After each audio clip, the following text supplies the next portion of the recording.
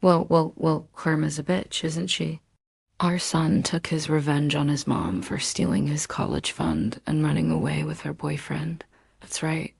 This 10-year-old genius outsmarted them all, but enough suspense. Let's get into the juicy details. The story starts with a bang.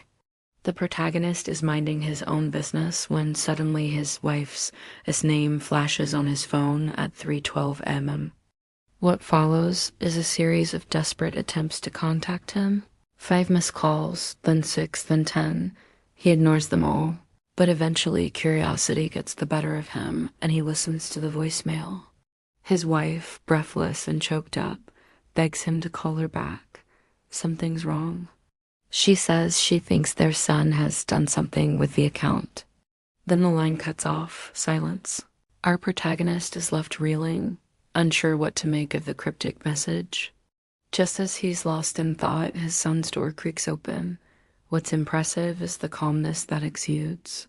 He walks barefoot and carries a glass of water.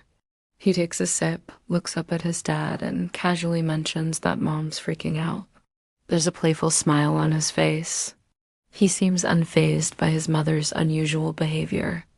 It's as if he's completely detached from the drama unfolding. But this detachment is shattered when his dad asks where his mom is.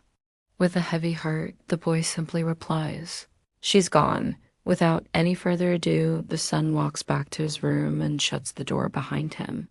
The next morning, the boy sits down for breakfast with his dad. The atmosphere is heavy with unspoken words and emotions. The boy eats dry cereal without milk, his eyes downcast. It's evident that he's struggling to come to terms with his parents' actions. After breakfast, the protagonist checks on his son, asking him how much money is left in the account. The boy informs him that there's nothing left, 0. Once again, he remains calm and composed, showing remarkable maturity for his age. The protagonist is furious, but he knows that anger won't bring back the stolen money. He needs a plan. It turns out he's not alone in this. The boy has already taken matters into his own hands. He shows his dad that he managed to retrieve the money from the account and transfer it back to their protected account.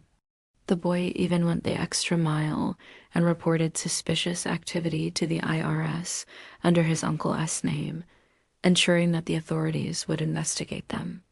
To his surprise, his wife's frantic calls begin almost immediately after. She calls multiple times, each call more frantic than the last. But he lets her spiral, enjoying the irony of the situation.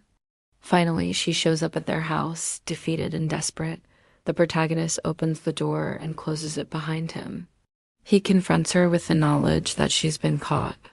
She tries to explain, but he cuts her off, reminding her of the damage she's done. He tells her that their son has already outmaneuvered them and that she should prepare for the consequences of her actions. She flees, begging for mercy, but he doesn't budge. In the end, the investigation takes down both her and her boyfriend. Their assets are frozen, and they face a bleak future. As for the boy, he moves on with his life, becoming smarter and more adept at handling difficult situations. The story highlights the importance of raising emotionally intelligent children who can navigate challenging circumstances with grace and resilience. So remember, karma's a bitch. Betrayed by his wife and seeking solace in his son, the protagonist finds strength in his child's wisdom and resourcefulness. Together, they face the challenges that come their way, proving that love and support can help overcome even the toughest of times. Now I want to hear from you. How do you feel about the boy's reaction to his parents' actions? Do you think he handled the situation maturely? Share your thoughts in the comments below. Also, please don't forget to subscribe because we have a lot more interesting stories coming up. Thanks for watching.